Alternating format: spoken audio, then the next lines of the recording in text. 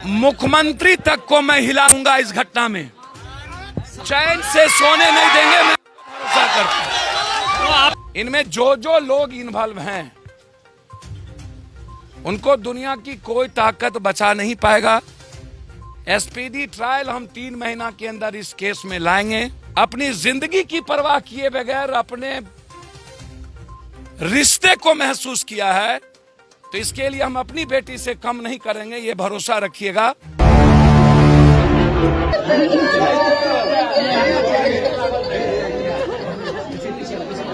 हमारी बातचीत इस इशू पर डीजी से भी और सीएम हाउस से भी हुई थी। हमारे 2-3 बच्चे पूर्णिया में जब हम परसों बकरीद में थे तो पूरी जानकारी हमें बच्चे से मिली। चूंकि इस बीच में लगातार राजीव नगर, नेपाली नगर में बहुत बड़ा जुल्म, उत्तर प्रदेश से भी बड़ा बुलडोजर और पूरी पटना को खत्म करने की तैयारी थी। सत्ता पक्ष और विपक्ष दोनों पूरे बिहार से गायब थे और उस हालात में अकेला लगातार 4 दिनों से पटना में लाठी गोली चलती रही, उसमें हम इंगेज रहे। और जिस कारण से इस बच्चे की जब घटना घटी तो उसकी जानकारी तुरंत में हमको नहीं पहुंच पाया और लगातार कुछ न कुछ मर्डर होते रहे।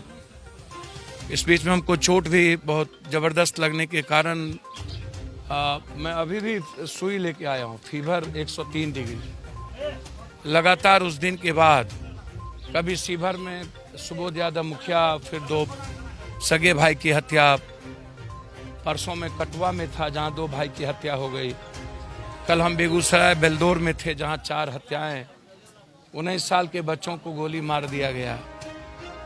बेलदौर में ट्रैक्टर में चढ़ा करके मार दिया दबंगों ने। पुनपुन में 2 सगे भाई की हत्या हो गई थी। तो मैं आने में मुझको देर हुई, मैं क्षमा चाहता हूं, लेकिन कार्रवाई लगातार इस पर मेरी नज़र थी।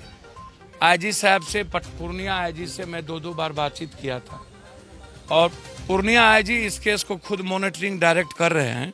जो हालात हैं बिहार के, 4 दिन पहले हम रक्सौल में थे, एक इकलौते बेटे को गोली मार दी गई। उसके पहले हम पुनपुन में थे और आज मैं यहाँ के बाद खगड़िया जा रहा हूँ कि जहाँ एक दबंगों ने गरीब आदमी को पैसे मांगने के चलते मारते मारते मार दिया, जिसका एक भी बच्चा नहीं बचा। तो जो परिस्थितियां हैं, ये मैं समझता हूं कि इतना बड़ा जघन्य घटना, आप दोष था बच्चे का या बच्ची का, तो सामाजिक आधार पर सामाजिक वातावरण हमें बनाना चाहिए था।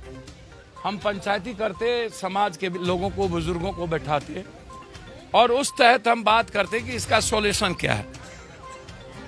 बच्ची और बच्चे यदि एक राजी थे शादी करने के लिए तो वो अपनी बेटी के लिए तय करता कि उनको किस तरीके से बच्ची को रखना है, आप बच्ची के नाम क्या चाहते हैं। लेकिन एक मासूम बच्चे का जिस तरीके से ईगो में, अहंकार इसको मैं कहूंगा कि इतना बड़ा ईगो और भीतर में डर ना हो सोसाइटी का, और इस घटना को लेकर के जिस तरीके से बिहार के लगभग के खास तौर पर अररिया, मधेपुरा, सहरसा, सुपौल के यूथ के जहन में यह बात, इस तरह की चीजें जिनकी, तो ये लोकतंत्र नहीं है। हम ऐसे ही इसीलिए हम बार बार लड़ते हैं और हम कहते हैं कि लोकतंत्र का मिजाज क्या है। यदि हमारे जीने की आज़ादी आप छीन लें, विचारों की आज़ादी छीन लें, यदि कानून के तहत काम करने की आज़ादी छीन लें, हमारी आर्थिक आज़ादी छीन लें, हमें अहंकार और ताकत का एहसास आप करवाते रहें, सरकार और सत्ता का एहसास करवाते रहें और आम आदमी सुरक्षित ना हो, थाना पदाधिकारी को तो कोई मतलब है नहीं, वो तो जमीन, बालू, शराब, ड्रग्स, फॉरेक्स, एसमैक्स, वाइटनर, इनमें लगे हुए हैं। उनको तो टारगेट पूरा करना है, 20 लाख 40 लाख पहुंचाना है ऊपर। इन नेताओं की नक्सेस होती है, हिम्मत नहीं होता है इन नेताओं को वोट और सियासत के चलते कि अपराधी और माफिया और समाज में ऐसे चीजों का विरोध करें। मैं सिर्फ दो बात कह के जाता हूं। इस केस में किसी भी कीमत पर, याद होगा आपको, मैं बीरनगर आया था और बीरनगर में मैंने कहा था वो पताल में भी होगा तो उसको जिंदा या मुर्दा में निकालूंगा। बलात्कार की घटना में हम आए थे। एसपीडी ट्रायल मैंने उसकी करवाई, डिस्ट्रिक्ट जज साहब से बातचीत हुआ, हाईकोर्ट में मैंने डाला। जब भी मैं जो बोल के गया हूं, आपको याद होगा, वो लाइन क्रॉस नहीं हुआ।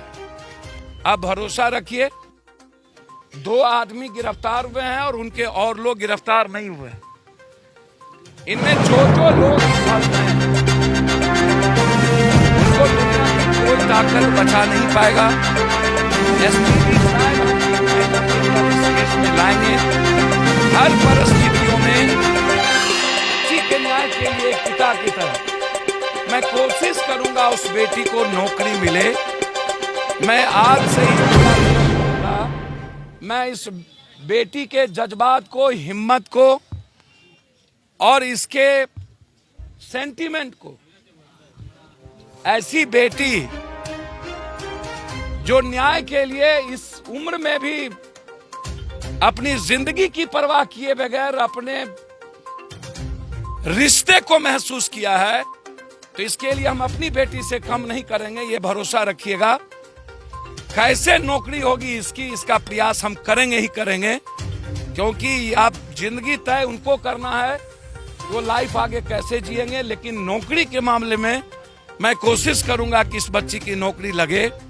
और एसपीडी ट्रायल के साथ उस बच्चे के साथ जिस बेरहमी तरीके से, जिस तरीके से बिजली लगाकर वो मरे हैं, उसी तरह जिन जिन लोगों ने इसमें है उसकी मौत होगी। वो तिल तिल करके जेल में सड़ेंगे, उसको कोई बचा नहीं पाएगा, ये मैं आपको आश्वस्त करता हूं। उसको